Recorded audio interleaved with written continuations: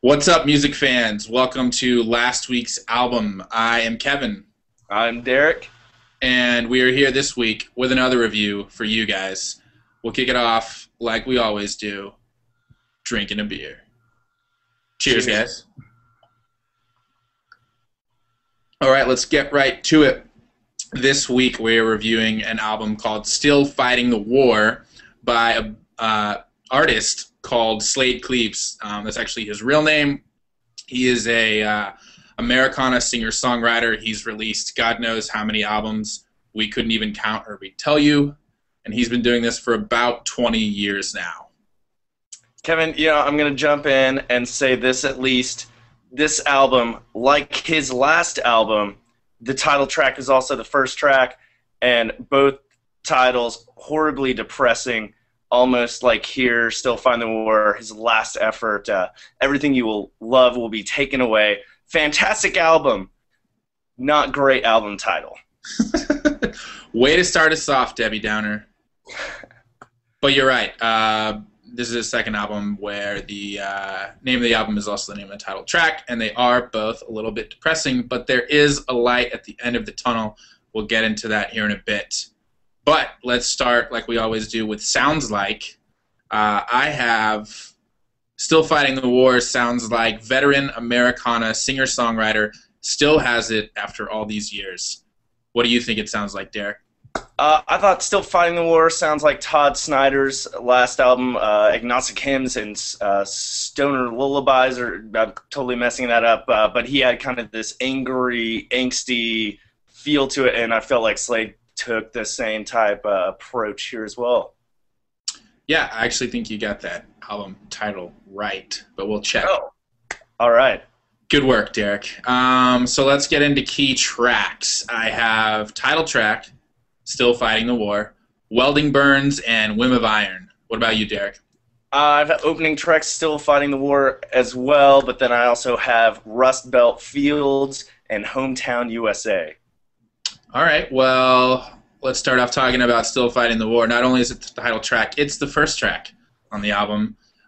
For me, it had this really booming opening with electric, steel, acoustic, drums, bass, and despite the down, I guess, subject matter, it's actually one of the more livelier, upbeat tracks, at least in terms of pacing.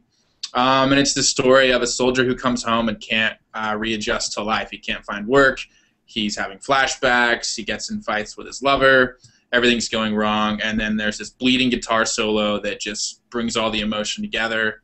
And a solid lyric here. Men go off to war for 100 reasons, but they all come home with the same demons. What do you think, Derek? A lot of the same thoughts. For me, it was really strong musically, very upbeat for Slade. If you're familiar with Slade, you know what I mean. But then lyrically, I thought it was very strong, just really illustrated well the difficulties of many people coming back from abroad. Just really solid song right off the bat. Yeah, and not only does it work for that song, but the title of the album also has broader implications as you get further into the album. There's a lot of different characters fighting their own wars in different ways, which leads us into my next key track, Welding Burns. It's the story of a guy's father who is a welder and the hard life he's worked with his hands and those kinds of things. And also it's again, one of the livelier tracks. It's got a really raucous opening of hand claps and foot stomps. It's really nice.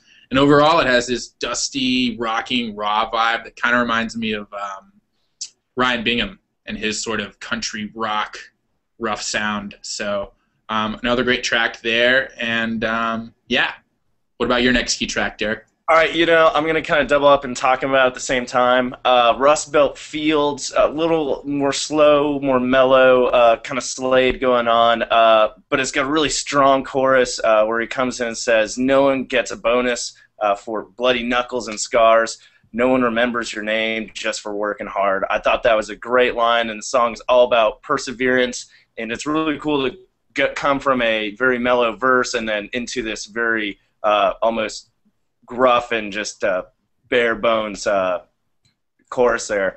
My next key track, Hometown USA, a little bit different, a little more upbeat, very classic country type sound for Clay. Another characteristic of his. It's about two people having to come back to their hometown after trying to get away and that not being successful for them. However, I would like to point out that these two tracks, which are right in the row, are also the only time I've ever seen the term foreclosure used in two songs. Actually, take that back. That's the only time I've ever heard the term foreclosure in two songs in any album, but he really makes it work, fits into the tone of the song. And just to quote from Hometown USA, no choice but to head back to Harlan after foreclosure shut him down. And once again, illustrating some of the battles that these characters are facing. Yeah, and that's one of the points Slaid has made about this album. You know, we may be out of a recession, but no one has it easy, as it were, here in Hometown USA, wherever you may be. All right, my next key track is Whim of Iron, and it starts off with this really fun percussion.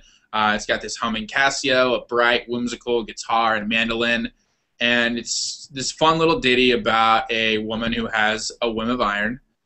She marries a 92-year-old man. She rallies her town to fix up an old church. She successfully runs for office. She does it all. Everything that anyone else would just sort of walk away from, she faces head on. And but he does a good job of keeping it light, despite her like strong character. So it's a nice, fun little track, and I really enjoyed it. So that brings us to best lyric. I have a line from the song "Without Her." The line is, "Every sunrise and set, every little chord I can fret is just a little dimmer, a little glimmer without her." And I interpret that verse as having not only one turn of phrase with fret, but two turns of phrase with glimmer. I'll let you interpret it how you will, but I've never heard someone do two turns of phrase in one verse, much like Derek's never heard someone use two instances of the word foreclosure on the same album. So yeah, what's your best lyric, Derek? You know, I'm pulling from Rust Belt Fields to draw from the pool I've made for myself. Calling the auctioneer as the banks foreclose, and I learned a little something about how things are. No one gets a bonus for bloody knuckles and scars. No one remembers your name just for working hard. Rust Belt Fields. Yeah, it would not be a Slaid Cleaves album without some hard-working, blue-collar Americana tracks on there. And that lyric plays right into that. So, let's finish it off. Overall rating, I'm going big. I'm going 5 out of 5. When I sat down to work on this review, I had a hard time picking my favorite tracks. I had an even harder time picking the best lyric. It's just a solid album start to finish. And I also really enjoy how he's doing a little bit more experimentation with instruments and orchestration. It's not just guitar and voice, as Slaid can sometimes so often be. So I think it's a solid album that proves Slaid Cleaves still has it. What do you think, Derek? I'm going 5 out of 5 as well. It was Slaid doing his thing, experimenting. I think there were some horns in there somewhere. It was really good. Every time I listened to it, I picked up on another lyric that was very clever, or the turns of phrase, as you mentioned. I knew you were going to pick that best lyric, by the way. Great album. For Slaid's simplicity at times musically, I mean, his lyrics and storytelling are just out of this world. Makes for a great listen. 5 out of 5. Check it out. Yep. Way to go, Slaid Cleaves. Still fighting the good war for the singer-songwriters out there. There you have it, guys. Last week's album review of Still Fighting the War by Slaid Cleaves. I am Kevin. I'm Derek. And we are last week's album, talking about good music. Don't forget to subscribe. Cheers, guys.